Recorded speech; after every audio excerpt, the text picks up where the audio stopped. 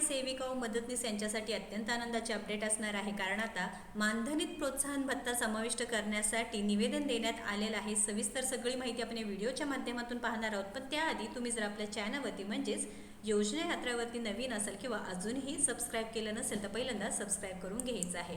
तर अंगणवाडी सेविका व मदतनीस यांच्यासाठी खूप महत्त्वपूर्ण अपडेट असणार आहे, कारण अंगणवाडी सेविका ते किती काम करतात किंवा जे काही प्रोत्साहन भत्ता मिळतात किंवा ज्या योजनेअंतर्गत जे लाभार्थ्यांसाठी मदत करतात तर मानधन आणि प्रोत्साहन भत्ता दिला जातो। तर अत्यंत महत्त्वपूर्ण अपडेट देण्यात आलेली आहे। प्रोत्साहन भत्ता विना अट मानधन वर्ग करावा असे निवेदन देण्यात आलेले आहे। तर राज्यातील अंगणवाडी केंद्रांमध्ये कार्यरत असलेल्या अंगणवाडी सेविका व मदतनीसांना दिला जाणारा प्रोत्साहन भत्ता विना अट मानधनच समाविष्ट करण्याची मागणी जोर धरत आहे, कारण अंगणवाडी सेविकाताई असो किंवा मदतनीसताई असो विना अट काम करतात। सरकारी जे काही काम आहे त्यासाठी मदत करतात, त्यानंतर जे अंगणवाडीचे कामं आहेत प्लस FRSची कामं, THRची कामं असो किंवा अंगणवाडीचे कामं जे मुलांसाठी असो किंवा गर्भवती महिलांसाठी असो ते अंगणवाडी सेविकाताई व मदतनीसताई विना अट करतात।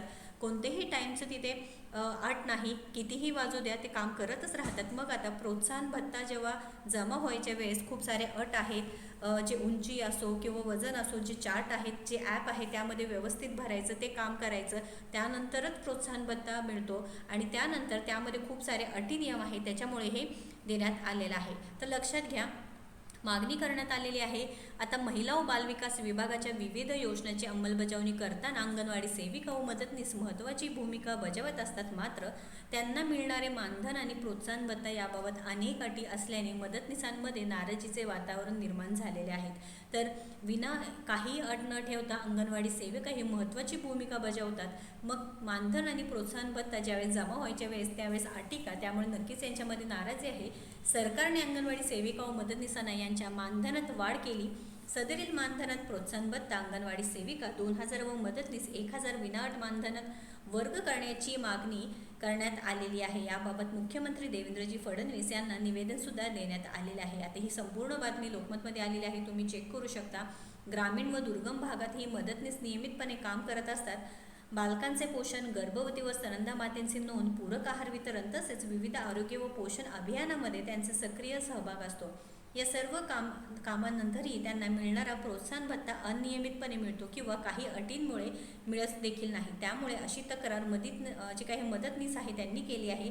संघटनेच्या मते सध्या मिळणारा प्रोत्साहन भत्ता हा स्वतंत्र घटक म्हणून दिला जात असल्यामुळे तो कधी मिळतो तर कधी मिळत नाही। नियमितपणे हे मिळण्यासाठी नक्कीच गरजेचं आहे, कारण जे काही काम आहे ते विना अट अंगणवाडी सेविका व मदतनीसताई करतात, त्यामुळे सध्या जो काही मिळणारा प्रोत्साहन भत्ता आहे ते स्वतंत्र घटक म्हणून दिला जात असल्यामुळे तो कधीतरीच मिळतो किंवा कधीतरी मिळत नाही। अनेक जणांनी आपल्याला सुद्धा कमेंट करून तक्रार सांगितलं आहे। महिला व बालविकास विभागाने नक्कीच इथे दखल घेतली पाहिजे आहे। मंत्री आदित्यताई तटकरे यांनी सुद्धा सांगितलं होतं मध्ये की अंगणवाडी सेविकाताईंसाठी कोणताही प्रॉब्लेम होणार नाही, कर्मचाऱ्यांसाठी कोणताही प्रॉब्लेम होणार नाही, अंगणवाडी आहेत त्याच्यामध्ये स्वतः लक्ष घालणार, परंतु हे प्रोत्साहन भत्त्यामुळे नक्कीच अंगणवाडी सेविका व मदतनीसताई नाराज दिसत आहे। त्यामुळे मदतनीसांचे आर्थिक नियोजन विस्कळीत होते, म्हणून हा भत्ता थेट मानधनात समाविष्ट करून विना अट नियमित देण्यात यावा अशी मागणी करण्यात आली आहे।